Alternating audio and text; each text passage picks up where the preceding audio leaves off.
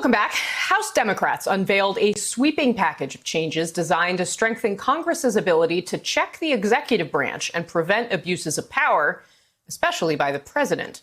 The package includes measures to restrain the president's power to grant pardons and declare national emergencies, to prevent federal officials from enriching themselves, and to accelerate the process of enforcing congressional subpoenas in court. It also includes provisions to protect inspectors general and whistleblowers, increase penalties for officials who subvert congressional appropriations or engage in overt political activity, and safeguard against foreign election interference. The measure represents the Democrats' attempt to correct what they have identified as systematic deficiencies during the course of President Trump's tenure and his impeachment. Joining me now, the co-chair of the House Democratic Policy and Communications Committee, Congresswoman Debbie Dingell of Michigan. Congresswoman, thank you so much for being here, for getting up early with us. I really appreciate it. And it's a very important day to have you as well because of what we saw from the president yesterday in essentially refusing to commit to a peaceful transfer of power. What's your reaction to what the president had to say? What will Democrats try to put in place to do something about it? And what do you expect from your Republican colleagues in Congress on this?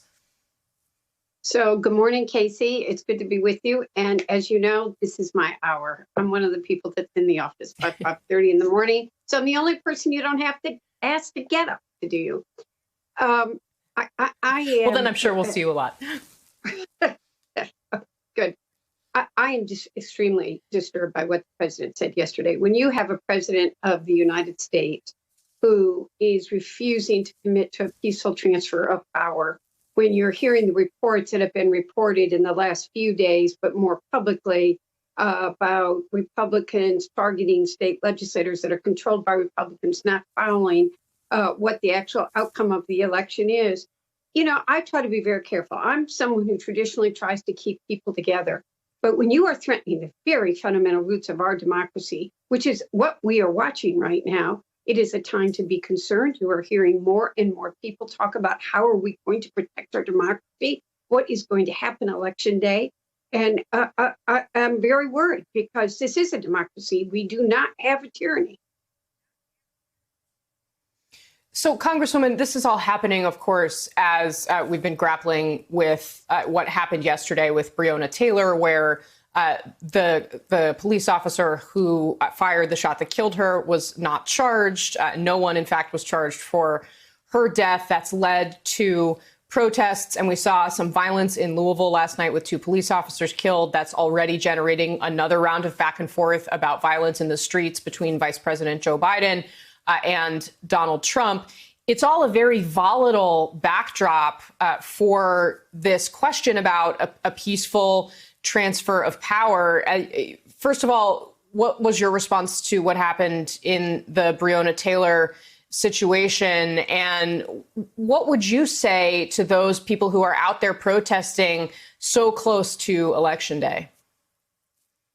Well, you know, this is a complicated subject. I have participated in more than 20 Black Lives Matter rallies, demonstration walks, marches, and very calm communities that don't normally even become involved or engaged in politics because they're concerned about what's happening in this country. I, like Vice President Joe Biden, do not believe in violence. I think peaceful protests are a means of being heard. Martin Luther King told us that riots are the voices of the unheard. You know, I'm told that the law is not strong enough in Kentucky. I don't know if that's the case. I think state legislatures there have a responsibility to look at the law so that they can hold people accountable. I was not on that grand jury. I was not part of that trial, but obviously Breonna Taylor died. And this was a frontline worker. And it's sort of like the man that got shot in Wisconsin 7 times in the back, and we still don't understand why he was shot in the back 7 times in front of his 3 children. And we saw a white 17-year-old walk down the street with an automatic weapon, not stop, and killed 2 men. So there clearly is in this country a difference in how a white person and a Black person gets treated. And we need criminal justice reform. But we don't want violence. We want our democracy to bring people together. We want equality for all. These are very troubled times, and we're going to have to be engaged, because I will not sit quietly by and watch a dictator take over our government. And I think all of us have not wanted to articulate that, have had worries, are worried.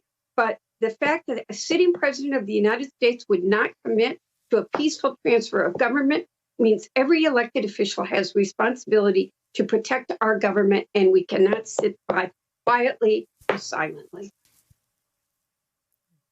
As someone who has covered you and all of your colleagues, I take to heart that you are using a word like dictator. I realize very well that you have been someone who has tried to be measured in approach, and I think it's telling for all of our viewers to understand that people who have tried to work together across the aisle have been very alarmed by this. Congresswoman Debbie Dingell, I hope you'll come back and talk about Michigan, because we unfortunately are out of time, and I really want to talk about that with you next time. Thank you. Hey there, I'm Chris Hayes from MSNBC. Thanks for watching MSNBC on YouTube. If you want to keep up to date with the videos we're putting out, you can click subscribe just below me, or click over on this list to see lots of other great videos.